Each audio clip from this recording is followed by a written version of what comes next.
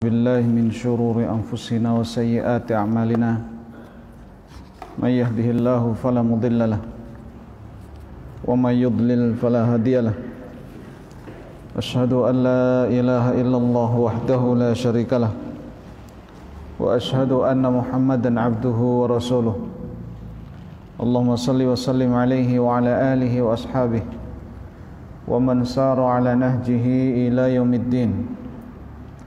Amma ba'du, ayyuhal ahbab, ahibati fillah, azakumullah wa iyyakum, azanallahu wa iyyakum. Segala puji bagi Allah Subhanahu wa taala atas limpahan nikmat dan karunia yang Allah taala berikan kepada kita. Mensyukuri nikmat Allah dengan lisan, dengan hamdalah. Mensyukuri nikmat Allah dengan hati, dengan mengikhlaskan segala amal ibadah kita lillahi ta'ala, mencari ridha Allah subhanahu wa ta'ala.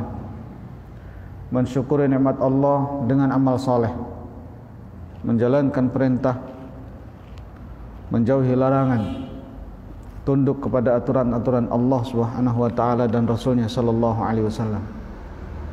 Mudah-mudahan kita semua diberikan hidayah dan taufik oleh Allah Subhanahu wa taala di atas jalan yang hak, di atas iman. Kenikmatan iman dan Islam ini mudah-mudahan langgeng dan mudah-mudahan kita saat tutup usia mendapatkan rezeki berupa husnul khatimah. Salawat serta salam tak luput kita sanjungkan kepada baginda Rasulullah sallallahu alaihi wasallam yang mudah-mudahan kita semua yang hadir di majlis yang mulia ini dan kaum muslimin termasuk golongan orang-orang yang paling berbahagia dengan syafaat Nabi sallallahu alaihi wasallam di hari kiamat kelak. Ahibati fillah, a'azzakumullahu jami'an. Melanjutkan pembahasan kita pada kitab Asyrul Qawaid fi Tazkiyatin Nafsi, 10 kaidah Tazkiyatun Nafs yang ditulis oleh beliau Fadilatul Syekh Abdul Razak bin Abdul Muhsin Al-Badr hafizahumullahu ta'ala. Pada kesempatan yang berbahagia ini kita akan membahas sebagai penutup dan yang terakhir dari yang sudah kita bahas 10 kaidah. Maka beliau mengatakan wa ba'da ma taqaddama min bayani hadhil qawaid allati tu'inul 'abda 'ala tazkiyati nafsihi wa tathhiriha dhahara bi jala'in hajatun nafsi ila al-muhasabati ma damat fi daril muhlati wal 'amal.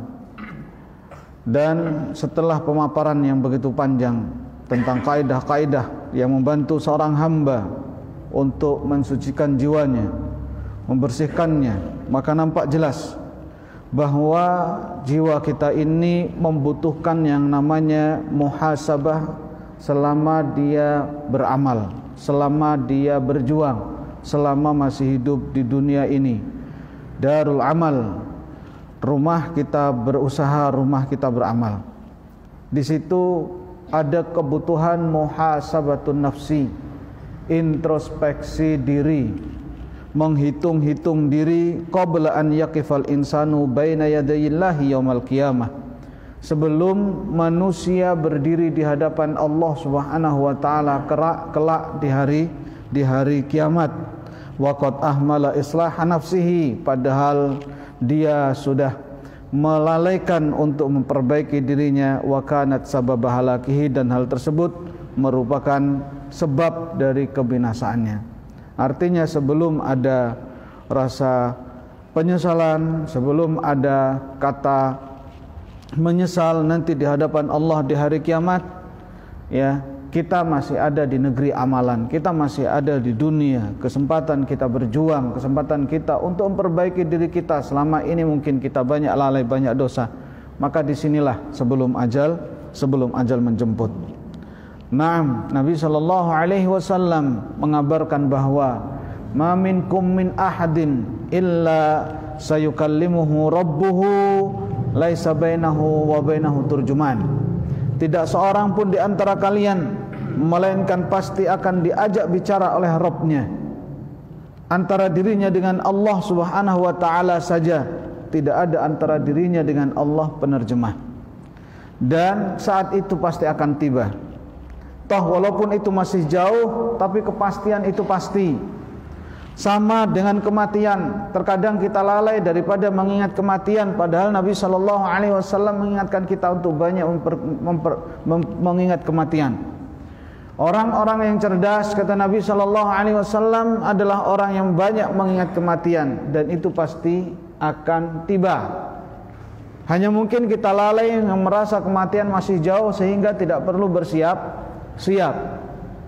Itu pasti akan tiba, entah kapan saatnya. Dalam waktu dekat ini ataukah masih akan lama. Tapi yang jelas, apa yang kita ambil daripada faedah malam ini adalah baik-baik kita muhasabatun nafsi, introspeksi diri, mawas diri. Kita harus tahu dan paham kemana kita ini akan berlabuh, kemana kita akan pergi. Allah Subhanahu wa taala mengingatkan kita di dalam Al-Qur'an, ya ayyuhalladzina amanu taqullaha wal tanzur nafsum ma qaddamat lighad wattaqullaha innallaha khabirum bima ta'malun. Hai orang-orang yang beriman, bertakwalah kalian kepada Allah, dan hendaknya setiap jiwa memperhatikan apa yang sudah dia persiapkan untuk hari esok, yaitu hari kiamat. Dan bertakwalah kalian kepada Allah, sesungguhnya Allah Subhanahu wa taala Maha mengetahui apa yang kalian lakukan. Ayat ini digunakan oleh para ulama sebagai hujjah agar kita banyak muhasabatun nafsi, introspeksi diri. Hendaknya masing-masing kita memperhatikan apa yang sudah kita bawa, apa yang sudah kita persiapkan untuk menghadap Allah Subhanahu wa taala hari esok. Ini adalah perintah Allah Subhanahu wa taala, perintah untuk takwa. Ayat ini dibuka dengan perintah takwa dan diakhiri dengan perintah takwa. Dalam satu ayat yang ada perintah takwa, di situ hanyalah ayat ini dalam Al-Qur'an. Hanya ayat ini. Apa bentuknya perintah takwa tersebut? Yaitu hendaknya setiap masing-masing kita memperhatikan apa yang sudah dilakukan untuk hari esok. Ini perintah muhasabatun nafsi. Baik. Waqad kana salafus salihu yudzakkiruna an-nas wa yusunahum bi darurati muhasabati nafsi. Dulu kaum salafus salih dari kalangan para sahabat, tabi'in dan yang lainnya mengingatkan dan mewasiatkan kepada manusia untuk senantiasa muhasabatun nafsi, introspeksi diri. Nasihat-nasihat para ulama salaf, para sahabat, ala ra'sihim Abi Bakr radhiyallahu anhu, Utsman, Umar, Ali radhiyallahu anhum ajma'in, dan sahabat-sahabat yang lainnya. Ya, itu mereka mewasiatkan umat, mewasiatkan murid-murid mereka untuk apa? Untuk muhasabatun nafsi wa islahiha qabla fawatil awan, sebelum waktunya habis, wa hululil maniyah, dan sebelum angan-angan itu kosong. Wa yahsunu fi khitami hadhihi risalah naqlu ba'dil wasaya allati ja'at anhum fi hadzal bab. Maka baik kiranya di penutup risalah ini, penutup tulisan singkat ini, menukilkan beberapa wasiat yang datang dari mereka, dari kalangan salafus saleh, yaitu para sahabat dan yang lainnya dari kalangan tabi'in fi hadzal bab, tentang masalah ini. Wa ala ra'si haula al khulafaul arba'atur rasyidun, di antara mereka yang paling pokok adalah khulafaur rasyidun, Abu Bakar, Umar, Utsman, Ali radhiyallahu anhum ajma'in. Nam ahibati fillah azakumullah jami'an. Muhasabatun nafsi, introspeksi diri, adalah mawas diri. Paling mudahnya adalah banyak mempertanyakan diri kita, layak tidak saya ini masuk ke dalam surga? Atau layakkah saya? Atau jangan-jangan saya ini penghuni neraka? Apa yang sudah kita amalkan dari amal soleh? Ketika kita melihat dosa, dosa itu sudah jelas banyaknya. Banyak kita salah, baik yang disengaja ataupun tidak disengaja, baik secara zahir ataupun secara batin, dosa tangan, dosa telinga, dosa mata, terutama dosa lisan, dosanya hati, dosa anggota tubuh setiap hari. Itu ketika kita berbicara masalah dosa, dari yang besar sampai yang kecil, maka dosa kita banyak, itu jelas. Karena manusia sifatnya khata', sifatnya salah, siapapun manusianya. Lalu ketika kita beribadah, mungkin banyak, secara kualitas mungkin bagus, tapi apakah diterima amalan kita? Belum tentu diterima. Di situ ada syarat-syarat diterimanya amalan, ada rukun amalan, ada syarat sah amalan. Ketika kita berbicara masalah solat, maka bisa kita mengerti di situ. Ketika rukunnya tidak didatangkan, batal solatnya. Ketika syarat sahnya tidak lengkap, batal solatnya. Ada wajibat-wajibat yang harus dipenuhi. Ketika kita sudah beramal, bukan hanya saja, oh saya sudah beramal. Tidak, enggak selesai di situ. Tapi kita senantiasa harus khawatir dosa kita ini banyak, amalan kita belum tentu diterima oleh Allah Subhanahu wa ta'ala. Muhasabatun nafsi adalah introspeksi diri, mengaca diri kita. Layakkah kita berhadapan dengan Allah Subhanahu wa ta'ala dengan apa yang kita bawa? Kalau kita melihat kasus, pertama kali neraka dinyalakan itu bukan untuk orang-orang musyrikin, bukan untuk orang-orang kafirin, bukan untuk orang-orang pendosa, fasik dan seterusnya, tapi justru secara zahir untuk orang yang beramal saleh. Siapa mereka? Yang bersedekah, yang berjihad di jalan Allah, yang menuntut ilmu. Subhanallah. Artinya ketika kita sudah beramal, jangan langsung kita menyangka amal kita itu aman, pasti diterima oleh Allah Subhanahu wa ta'ala. Harus senantiasa ala hadar. Ketika orang, disebutkan oleh Nabi SAW dan hadisnya sahih dalam Sahih Muslim, tiga golongan manusia yang bersedekah, dan Allah Subhanahu wa ta'ala tampakkan kenikmatan yang akan ia raih. Lalu Allah bertanya, apa yang sudah engkau lakukan? Aku sudah bersedekah di jalanmu ya Allah. Tidak ada celah di situ untuk bersedekah, melainkan aku bersedekah di situ. Kata Allah, kadzabta, engkau berdusta. Tapi engkau bersedekah agar engkau dibilang orang yang dermawan.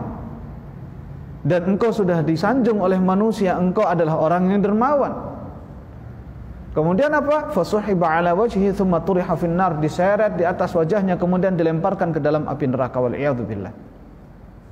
Orang yang berjihad di jalan Allah, mati dalam medan perang, apa yang sudah engkau lakukan? Aku berjihad di jalanmu ya Allah. Aku berperang li'ilai kalimatik, untuk meninggikan kalimahmu la ilaha illallah. Kata Allah, kadzabta, engkau telah berdusta. Akan tapi engkau berperang agar engkau dibilang pemberani, seorang pahlawan, faqad qil. Dan engkau sudah diucapkan, disanjung oleh manusia, engkau adalah seorang pahlawan. Kemudian fasuhiba ala wajhi thumma turiha finnar, diseret di atas wajahnya kemudian dilemparkan ke dalam api neraka. Orang yang ketiga adalah orang ahli ilmu, dan hati-hati, bukan kemudian menuntut ilmu lalu sombong. Tidak, semakin berilmu harus semakin tahu diri. Orang berilmu, apa yang sudah engkau lakukan? Menuntut ilmu dan mengajarkan ilmu. Dan engkau untuk yang membaca Al-Quran, aku membaca Quran untukmu ya Allah, mengajarkan Al-Quran untukmu ya Allah. Kadzabta, engkau telah berdusta. Akan tapi engkau menuntut ilmu, mengajarkan ilmu agar engkau dibilang seorang alim, dan engkau membaca Al-Quran agar engkau dibilang seorang qari. Maka kemudian diseret dan dilemparkan ke dalam api neraka, wal iyadu billah. Maka sekali lagi kita katakan, jelas dosa kita ini banyak, yang dituntut dari kita untuk senantiasa banyak bertaubat dan beristighfar kepada Allah Subhanahu wa ta'ala. Minta ampun kepada Allah dari dosa-dosa yang kita lakukan, baik yang disengaja ataupun yang tidak kita sengaja. Ketika itu masuk dalam ranah dosa besar, maka wajib bertaubat, wajib meninggalkan dosa tersebut, wajib menyesal dan berjanji tidak mengulangi lagi. Paling tiga syarat taubatan nasuha dari dosa besar ini. Ada tiga tadi: menyesal, berjanji tidak mengulangi lagi, dan meninggalkan dosa tersebut, tidak mengulanginya lagi. Baik. Sebagaimana disebutkan oleh para ulama di antara Imam Nawawi dan yang lainnya. Ini yang paling pokok, 3 syarat ini. Kemudian untuk amal kita belum tentu diterima oleh Allah, maka kita harus mengetahui secara rinci amalan-amalan tersebut, pembatalnya apa, rukunnya apa, syarat sahnya apa, syarat wajibnya apa, dan seterusnya. Maka kemudian tidak kalah pentingnya adalah mengikhlaskan niat lillahi ta'ala, dan menjaga, dan ikhlas adalah salah satu syarat diterimanya amalan. Tidak ikhlas tidak diterima. Kapan kita menjaga ikhlas? Dari sebelum beramal, saat beramal, sampai setelah beramal, sampai kita mati, harus kita jaga amalan kita. Sangat riskan sekali ketika kita banyak beramal terus kemudian hilang begitu saja tanpa ada jejaknya. Lain asyrakta la yahbatanna amaluk. Kalau seandainya engkau berbuat syirik wahai Muhammad, niscaya amalan-amalanmu itu berguguran. Dan amalan riya di antaranya, sum'ah di antaranya. Pengen dilihat oleh orang, pengen didengar amalannya oleh orang, ini adalah penggugur amalan. Termasuk di antaranya ujub, salasun muhlikat, 3 yang membahayakan. Di antaranya adalah bangga diri. Saya loh, kalau enggak saya, dan seterusnya. Di antaranya juga adalah sombong, menolak kebenaran dan meremehkan orang lain.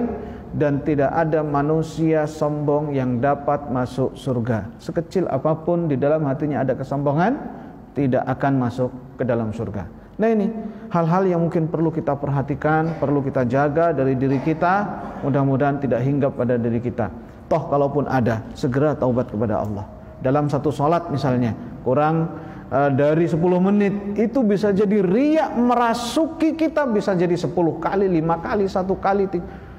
Terus kita harus berusaha lillahi ta'ala. Karena apa riya? Riya itu menggugurkan amalan. Nabi SAW mengatakan, man ra'a ra'allahu bihi, wa man samma'a samma'allahu bihi. Barang siapa yang berbuat riya, Allah Subhanahu wa ta'ala tampakkan amalannya, dan Allah tidak membutuhkan. Dan barang siapa yang sum'ah, pengen didengar, Allah perdengarkan amalannya, dan Allah tidak membutuhkannya. Man asyraka fihi ma'i ghairi taraktuhu wa syirkah. Man amila amalan asyraka fihi ma'i ghairi taraktuhu wa syirkah. Allah Ta'ala mengatakan dalam hadis qudsi, barang siapa yang mengamalkan satu amalan, menyekutukan dengan sesuatu pun selain daripada aku tinggalkan dia dengan sekutunya. Tidak butuh Allah Ta'ala dengan amalan kita. Sekali lagi, kita perlu mawas diri dengan amalan yang sudah kita kerjakan. Nah, beliau menyebutkan beberapa ungkapan ulama. Di antaranya qala al-Khalifatur Rasyid Abu Bakar As-Siddiq. Abu Bakar radhiyallahu taala anhu mengatakan, "I'lamu ibadallah, innakum taghduna wa taruhuna fi ajalin qad ghayyiba ankum ilmuh." Ketahuilah, semoga Allah Subhanahu wa taala merahmati kalian, bahwasanya kalian pergi dan kembali di satu waktu yang kalian tidak mengetahui ilmunya.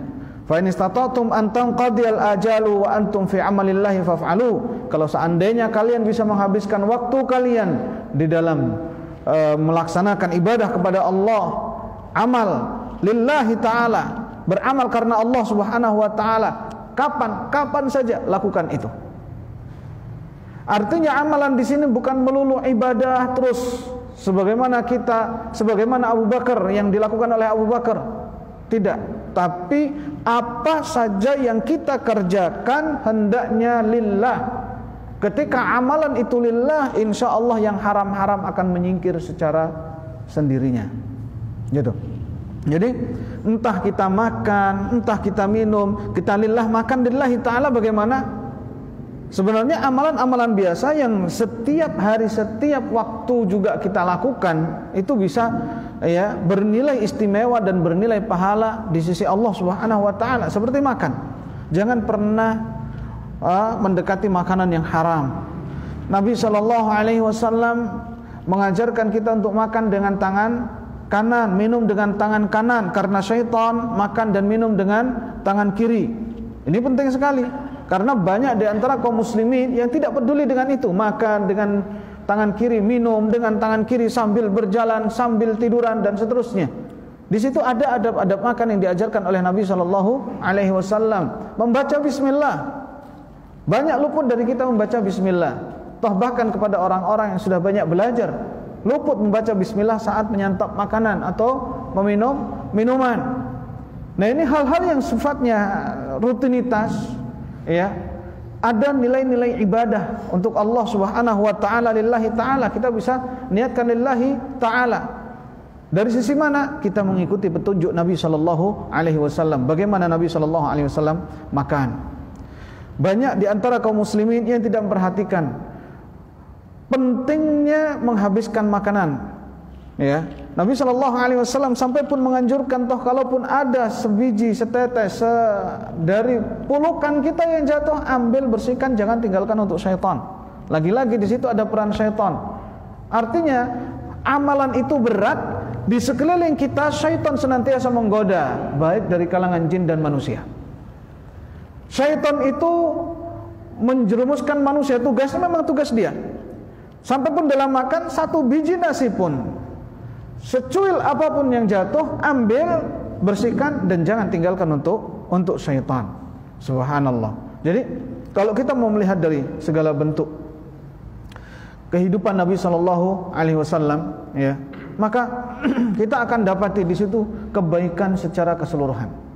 Kebaikan secara keseluruhan. Maka perlu kita mempelajari bagaimana Nabi sallallahu alaihi wasallam makan, bagaimana Nabi sallallahu alaihi wasallam tidur, bagaimana Nabi sallallahu alaihi wasallam buang hajat, bagaimana Nabi sallallahu alaihi wasallam dengan keluarganya di rumah, bagaimana Nabi sallallahu alaihi wasallam dengan umatnya dan seterusnya.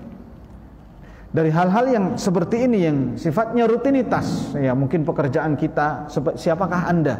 Anda sebagai petani, Anda sebagai pegawai, Anda siapakah? Kita semua jadilah seorang yang saleh mengikuti petunjuk Nabi sallallahu alaihi wasallam. Untuk itu maka jangan pernah kita bosan belajar, menuntut ilmu. Nah, baik.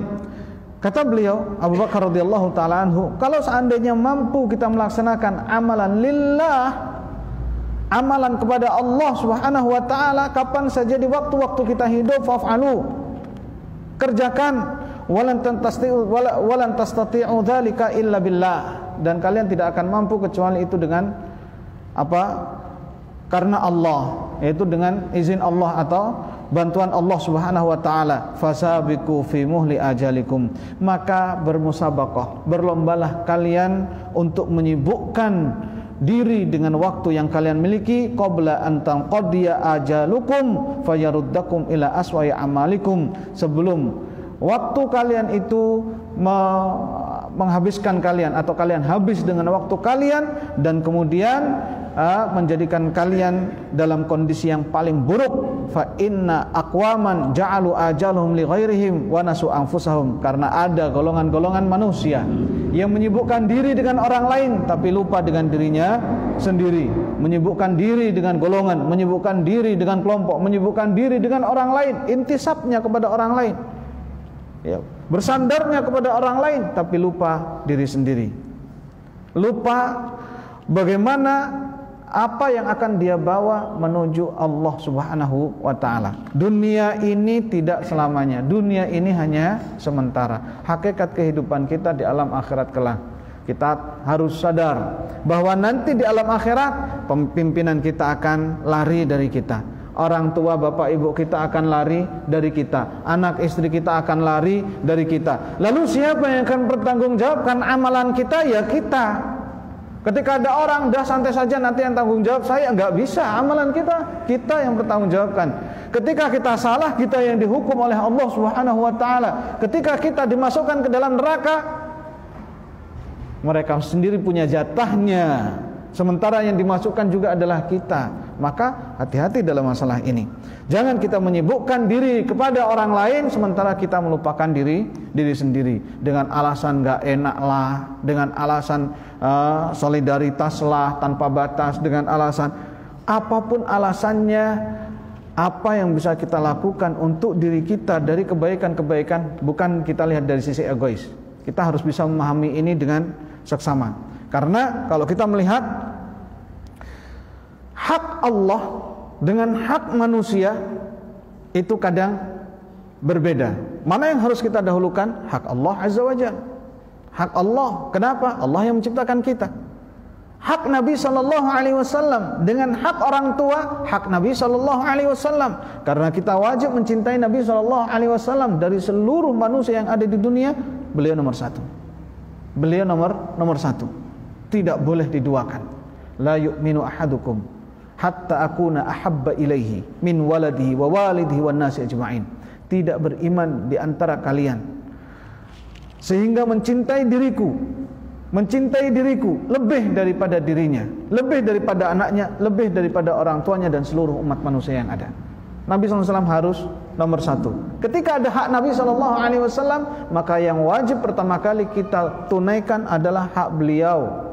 Ketika ada hak Allah Subhanahu wa taala di situ menuntut kita, maka hak Allah Subhanahu wa taala dulu yang wajib kita tunaikan. Satu. Yang kedua, ketika ada hak manusia, maka ada hak manusia di situ yang wajib kita tunaikan. Selama tidak berseberangan dengan hak Allah Subhanahu wa taala. Kita tahu amar ma'ruf nahi mungkar, ta'awun 'alal birri wat taqwa, itu semuanya hubungannya dengan sosial. Mengajak kepada kebaikan, mencegah dari kemungkaran, tolong menolong dalam masalah kebajikan, tidak tolong menolong dalam masalah dosa dan maksiat.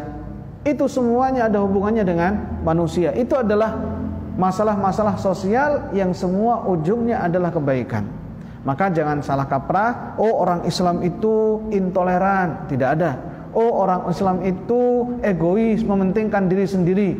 Naam, dari satu sisi. Dari sisi lain, orang Islam ya sangat toleran sekali dan sangat peduli terhadap sesama, siapapun dia, bahkan sampai pun binatang. Kita lihat Baghiyah min Baghaya Bani Israel, salah seorang wanita pezina dari kalangan Bani Israel, memberi minum apa yang diberi minum? Anjing. Allah Subhanahu wa taala ampuni dosa-dosanya. Subhanallah. Apa yang diungkapkan oleh Nabi Shallallahu Alaihi Wasallam? Apa hikmah yang bisa kita ambil? Ya, di situ toh dengan binatang sekalipun, dan siapa yang memberi? Seorang pezina. Allah Subhanahu Wa Taala dengan sebab itu ampuni dosa-dosanya. Dalam riwayat lain seorang laki-laki. Sampai para sahabat bertanya, ya Rasulullah, bagaimana kalau kita memiliki binatang ternak, kita berikan minum, apakah juga dapat pahala? Kata Nabi Shallallahu Alaihi Wasallam, yang memberikan kepada masing-masing hewan atau yang memiliki hati yang basah, maka tetap mendapatkan pahala apapun, apalagi manusia. Kepada hewan pun, ya. Man satara musliman satarahullahu yaumal qiyamah, yang menutupi aib seorang muslim, Allah tutupi aibnya di hari kiamat. Apa itu bukan termasuk toleran yang sangat luar biasa sekali? Peduli kepada sesama. Jangan, ini aib saudara kita jaga. Artinya ketika kita bicara masalah sosial, kita bicara Islam solusi. Ketika kita bicara masalah hak Allah Subhanahu wa taala sebagai pencipta, Islam solusi. Ketika kita berbicara hak Nabi sallallahu alaihi wasallam, Islam sebagai solusi. Semuanya itu sudah ada. Tinggal bagaimana kita membawa diri kita. Beliau mewasiatkan pada kita di sini, Abu Bakar radhiyallahu taala anhu, urusi diri kita. Jangan habis waktu kita mengurusi orang lain, kemudian kita lupa dengan diri kita. Kemudian beliau mengatakan, fa anhaakum an takunu amsalahum falwaha alwaha. Maka kalian terhalang untuk menjadi orang-orang hebat seperti mereka orang-orang hebat. Falwaha alwaha, maka bersegeralah. Alwaha itu apa? Cepat, bersegeralah. Tsumman naja an-naja, kemudian sukses. Fa inna wara'akum taliban hasithan marruhu sari'un. Karena di belakang kalian itu ada yang senantiasa menuntut, meminta yang sangat cepat, ya. Dia tanpa basa-basi, yaitu kematian. Mengintip kita, tidak pernah lalai. Ketika datang waktunya, nggak pernah pakai basa-basi, kamu siap atau tidak siap dan seterusnya. Ya, apa ada urusan yang perlu kamu selesaikan dulu? Tidak, langsung saat itu. Nah, wa yaqulu al-khalifatu tsani Umar bin Khattab radhiyallahu anhu. Umar bin Khattab radhiyallahu anhu mengatakan, hasibu anfusakum qabla an tuhasabu. Hisablah diri kalian, hitung diri kalian sebelum kalian nanti dihisab oleh Allah Subhanahu wa taala. Wazinu anfusakum qabla an tuzanu, dan timbanglah diri kalian sebelum nanti kalian ditimbang di hari kiamat. Hisab sebelum dihisab, timbang sebelum ditimbang. Ketika kita membawa diri di hadapan Allah Subhanahu wa taala, minimal kita sudah, paling tidak sudah ada reng-rengan, sudah ada kisi-kisi. Kita ini mau kemana? Ketika kita menghisab diri kita, ya, maka di hadapan kita ini bukan siapa-siapa. Di hadapan kita adalah diri kita. Gak mungkin kita akan menyombongkan diri kita di hadapan diri kita sendiri. Orang bisa menyombongkan diri ketika berada di hadapan orang lain. Fir'aun ketika sudah sendiri tenggelam di Laut Merah, dia pengen beriman kok. Dia pengen beribadah kok. Dia pengen taubat kok. Dia pengen menyembah Tuhannya Musa, pengen menyembah Tuhannya Bani Israel, pengen menyembah Allah Subhanahu wa taala, tapi nyawa sudah sampai kerongkongan. Malam yughargir, silahkan taubat sebelum nyawa sampai kerongkongan. Tapi kalau sudah nyawa di sini, tidak ada lagi kata taubat. Ketika hari kiamat sudah tiba, tidak ada lagi kata taubat. Ketika matahari sudah terbit dari sisi barat, tidak ada lagi kata taubat. Nah, Fir'aun pengen, aku ingin beriman kepada Tuhannya Musa, kepada Tuhannya Bani Israel. Allah Ta'ala membantah, al-ana wa qad asaita qablu wa kunta minal mufsidin. Apakah baru sekarang, padahal kamu dulu orang termasuk orang yang berbuat maksiat dan membuat kerusakan? Apakah baru sekarang mau bertaubat? Dulu kemana? Fir'aun ketika sendiri, kita ketika sendiri masih sombong, melebihi Fir'aun bisa jadi. Muhasabah diri sendiri, ya Allah. Banyak dosa kita ini. Nabi SAW mengajarkan kita untuk senantiasa bertobat. Ya ayuhan nas, tubu ilallah. Bertobatlah kepada Allah, fa inni atubu fil yaumi mi'ata marrah. Karena aku bertobat kepada Allah dalam satu hari 100 kali. Nabi SAW, siapa beliau? Kita tahu beliau sudah diampuni dosa-dosanya. Sebagaimana ungkapan Nabi SAW, ungkapan para sahabat, ungkapan Aisyah radhiyallahu taala anha. Nabi SAW bangun tidur melaksanakan salat tahajud pertengahan malam sampai subuh, berjam-jam sampai kakinya bengkak. Apa yang beliau SAW lakukan? Yang beliau SAW lakukan, mengajarkan kepada kita bagaimana beliau SAW manusia paling baik. Toh, namun demikian beliau masih melaksanakan seperti itu, syukran lillah, sebagai bentuk rasa syukur kepada Allah Subhanahu wa taala. Aisyah bertanya, kenapa sampai demikian wahai Rasulullah? Kaki sampai bengkak padahal Allah sudah mengampuni dosa Anda, baik yang telah lalu ataupun yang akan datang. Kata Nabi SAW, afala uhibbu an akuna abdan syakura. Tidakkah aku ini cinta, senang menjadi hamba yang bersyukur kepada Allah Subhanahu wa taala. Untuk sampai derajat ke sana memang tidak mudah dan tidak ada tuntutan harus seperti Nabi SAW, tidak berdiri berjam-jam, 4, 5, 6 jam. Berdiri lebih daripada sepertiga setengah malam. Subhanallah. Tidak ada tuntutan harus, akan tapi harus usaha iya. Mengarah ke sana, mengarah menjadi manusia lebih baik, harus itu. Di antara bentuknya adalah hasibu anfusakum qabla an tuhasabu. Hisablah diri kalian sebelum kalian dihisab oleh Allah Subhanahu wa taala. Perbanyaklah menangis di sepertiga malam, di saat sujud, di saat tahajud menghadap Allah Subhanahu wa taala. Jangan sombong tatkala kita sendiri terutama. Umar bin Khattab radhiyallahu taala anhu disebutkan dalam kitab Minhajul Muslim oleh Syekh Abu Bakar Jabir Al-Jazairi rahimahullahu taala, ketika datang malam. Ketika datang malam, Umar bin Khattab itu memiliki dirah, tongkat beliau yang beliau bawa kemana-mana. Kalau ada muslimin melanggar, dipukul sama dirahnya. Beliau punya dirah, beliau punya tongkat.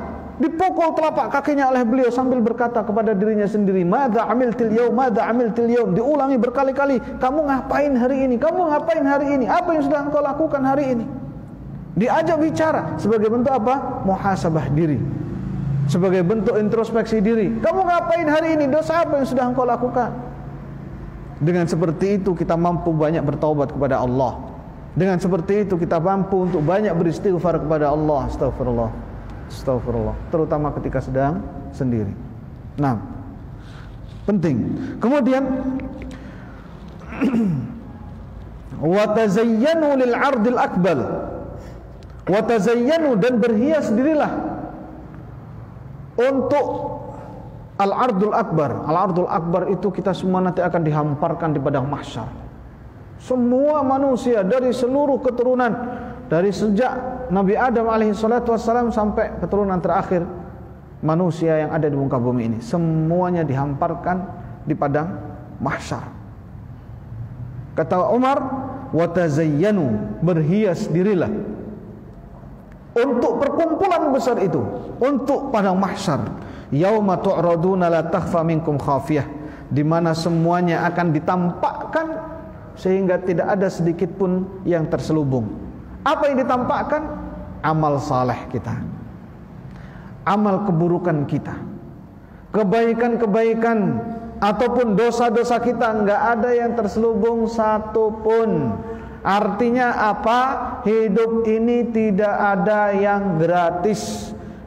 Apa yang kita lakukan dari kebaikan pasti ada balasannya. Apa yang kita lakukan dari keburukan pasti ada balasannya. Orang-orang mujrimin, para pendosa di hari kiamat kelak ketika melihat tumpukan catatan begitu lengkap, bingung, ma li hadzal kitab la yughadiru saghiratan wala kabiratan illa ahsaha. Ada apa dengan catatan ini? Ada apa dengan kitab catatan ini? Tidak menyisakan yang kecil ataupun yang besar, semuanya ditulis. Semuanya ditulis. Subhanallah. Oleh karenanya hisab itu nanti panjang, panjang sekali. Nah, ahibati fillah azakumullahu jami'an. Nah, ini yang diungkapkan oleh Khalifah Umar ibn al-Khattab radhiyallahu ta'ala anhu. Kemudian wa yaqulul khalifatu tsalits Utsman bin Affan. Khalifah yang ketiga Utsman bin Affan radhiyallahu anhu mengatakan, Ibnu Adam, wahai anak Adam, i'lam anna malakal maut alladhi wukila bika lam yazal yukhlifuka wa yatakhatta ila ghairika mudh anta fid dunya. Ketahuilah bahwasannya malaikat maut yang diutus untukmu itu senantiasa berada di belakangmu, senantiasa menguntitmu, juga menguntit orang lain selain daripada dirimu selama engkau hidup di dunia ini. Wa ka'annahu qad takhatta ghairaka ilaika wa qasadaka fahud hidraka wasta'idda lahu wa la taghfal fa innahu la yaghfalu anka. Seakan-akan dia menguntit selainmu dan dia juga menguntit dirimu, mengincar dirimu dan mengincar diri orang lain. Fahud hidraka, hati-hatilah, wasta'idda lahu, dan bersiaplah untuk menghadapi malaikat maut. Wala taghfal, jangan pernah lalai, fa innahu la yaghfalu anka, karena sesungguhnya malaikat maut tidak pernah lalai dari dirimu. Ya Allah, hari itu pasti tiba. Hari meninggal dunia itu pasti akan datang. Kita akan berpisah dengan dunia ini. Cukuplah kematian orang lain sebagai pelajaran untuk kita. Nabi SAW memerintahkan kita untuk banyak mengingat mati. Nabi SAW memerintahkan kita untuk menziarahi kubur, karena saat ziarah kubur itu mengingatkan kita pada kematian. Fazuruha fa innaha tudzakirukumul maut. Ziarahilah kubur, karena kuburan mengingatkan pada kematian. Dalam riwayat lain, karena kuburan mengingatkan alam akhirat. Fazuruha fa innaha tudzakirukumul akhirah, karena kuburan mengingatkan alam akhirat. Baik. Di sini ikhwati fiddin azakumullahu jami'an. Utsman bin Affan, beliau diriwayatkan dari Hani. Hani itu Maula Uthman, hamba sahayanya Uthman yang sudah dibebaskan. Namanya Hani Maula Uthman. Menceritakan Uthman ketika ziarah kubur, beliau menangis. Ketika melihat kuburan, beliau menangis. Diingatkan oleh para sahabatnya, kenapa menangis wahai Uthman? Ketika diingatkan surga, diingatkan neraka, engkau tidak menangis. Tapi tatkala melihat kuburan, engkau menangis. Uthman radhiyallahu anhu menyatakan, aku mendengar Nabi sallallahu alaihi wasallam bersabda, "Innal qabra awwalu manazilil akhirah, fa inna jaminhu sahibuhu fama ba'dahu aysara min, wa illam yanju minhu fama ba'dahu asyad." Kuburan adalah gerbang pertama menuju alam akhirat. Jika seseorang selamat di alam kubur, maka setelahnya lebih mudah. Perjalanan menuju surga itu lebih mudah. Wa illam yanju minhu, kalau seandainya di kuburan ini tidak selamat, fama ba'dahu asyad, maka setelahnya akan lebih susah.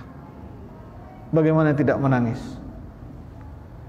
Seorang hamba yang betul-betul hatinya dalam, perasaannya sangat sensitif sekali karena Allah, akan mudah menangis ketika kuburan itu merupakan apa? Pembatas antara kehidupan kita dengan kehidupan sebelumnya. Kehidupan kita di alam barzakh dengan kehidupan sebelumnya. Kehidupan di dunia adalah ladang amalan. Kita bersusah payah, kita mencari sangu, mencari bekal untuk alam akhirat kelak. Sementara di alam kubur sudah enggak bisa. Alam-alam setelahnya itu sudah enggak bisa lagi.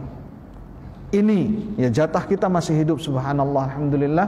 Kita apa? Berusaha semaksimal mungkin. Kemudian wa yaqulul khalifatur rabi', khalifah yang keempat Ali bin Abi Thalib mengatakan radhiyallahu anhu, ya ayuhan nas, wahai sekalian manusia, inna akhwafa ma akhafu alaikum tulal amal, yang paling aku khawatirkan pada kalian adalah panjang angan-angan, wattiba'ul hawa, dan memperturutkan hawa nafsu. Panjang angan-angan, berturutkan hawa nafsu. Allahu akbar. Ya, angan-angannya panjang sekali. Apalagi angan-angan untuk kemaksiatan, kebejatan, kemungkaran, untuk membangkang dari ajaran yang hak ini. Ini luar biasa sekali. Wattiba'ul hawa, berturutkan hawa nafsu. Fa amma tulul amal fayunsil akhirah. Panjang angan-angan itu mengajak kita untuk lupa akhirat. Ya, panjang angan-angan. Saya kalau punya, saya akan sampean kalau punya duit akan beli apa? Duit banyak akan beli apa? Oh, beli mobil. Saya kalau sampean kalau punya dan seterusnya. Enggak salah kita beli mobil, enggak salah sampean beli emas, enggak salah sampean beli rumah, punya rumah yang bagus, enggak salah. Tapi yang salah adalah panjang angan-angan sehingga melupakan diri dari alam akhirat. Ali radhiyallahu anhu, sahabiyun jalil, menantunya Nabi sallallahu alaihi wasallam, mengingatkan kita, jangan panjang angan-angan karena menyebabkan kita lupa alam akhirat. Menjadikan kita ini lalai daripada alam akhirat. Wa amma tibaul hawa, adapun berturutkan hawa nafsu adalah fayudhillu anil haq, menyesatkan diri dari kebenaran. Betapa banyak orang yang berbuat salah, jelas salah, mencari-cari pembenaran. Toh kalau bisa pembenaran dari Al-Quran, untuk hawa nafsunya akan datangkan dari Al-Quran. Kalau nggak ada dari sunnah, dari ulama siapapun, pokoknya ada ulama yang ngomong. Kalaupun nggak ada, bahkan mungkin dari orang stres sekalipun akan dia jadikan sebagai apa? Pembenaran. Sahih, wa hadza waqi'un fi'lan. Betul itu dan betul terjadi. Ittiba'ul hawa, yang penting sesuai dengan saya. Cari pengajian yang sesuai saja. Cari ilmu yang sesuai saja. Yang sesuai dengan apa? Hawa nafsu. Kalau kita mau lihat hakikat hawa nafsu, itu berseberangan dengan ajaran Nabi sallallahu alaihi wasallam. Pasti. Iya. Pasti berseberangan dengan ajaran Nabi sallallahu alaihi wasallam, berseberangan dengan hawa nafsu, disebutkan dalam beberapa ayat di dalam Al-Qur'an. Nah, kemudian satu sebagai penutup hadis Nabi sallallahu alaihi wasallam. Di sini ada perkataan Hasan Al-Basri, di sini ada perkataan Ibnu Abi Dunya dan yang lainnya, ya, Maimun bin Mihran. Insyaallah kita lewati kurang lebih sama dengan ungkapan ulama tadi, satu hadis Nabi sallallahu alaihi wasallam. Beliau sallallahu alaihi wasallam bersabda, "Ad-dunya sijnul mu'min wa jannatul kafir." Dunia itu adalah penjara bagi orang yang beriman dan surga bagi orang kafir. Hadis ini sahih diriwayatkan dari Abu Hurairah dalam Sahih Muslim. Imam Nawawi rahimahullahu taala mengatakan dalam menjelaskan hadis ini, maksudnya adalah bukan kita ini dikerangkai, maksudnya adalah seorang mukmin di dunia hawa nafsunya dikekang, tidak bebas memperturutkan hawa nafsunya, enggak boleh bebas. Satu, dia harus bisa menahan hawa nafsu. Yang kedua, mukallafun bitta'ah, dia dituntut untuk taat kepada Allah. Jiwanya dikekang untuk tunduk. Yang kedua, ada di situ tuntutan untuk apa? Taat kepada Allah Subhanahu wa taala. Ketika sudah mati, selesai masalah semuanya. Di dunia terus ujian, cobaan, amal soleh, meninggalkan yang haram-haram. Ketika sudah mati, selesai istirahat total sampai menuju alam akhirat. Orang kafir tidak. Di dunia apa yang dia dapatkan itulah surganya. Itulah surganya dengan sedikitnya, dengan segala keterbatasannya, dengan kotorannya dan seterusnya, itulah surga mereka. Ketika mati, ilal abad, adab Allah Subhanahu wa taala sampai selama-lamanya. Ini yang diungkapkan oleh Imam Nawawi rahimahullah taala, ad-dunya sijnul mu'min wa jannatul kafir. Naam, wallahu taala a'lam bisawab. Ini mungkin yang bisa disampaikan sebagai penutup. Mudah-mudahan sedikit ini bermanfaat bagi kita semua. Usikum wa nafsi bittaqwallah azza wajal. Wa sallallahu ala nabiyyina Muhammadin wa ala alihi wa sahbihi ajma'in wa akhiru da'wana alhamdulillahi rabbil alamin. Subhanakallahumma wa bihamdika asyhadu an la ilaha illa anta astaghfiruka wa atubu ilaik. Wassalamu alaikum warahmatullahi wabarakatuh.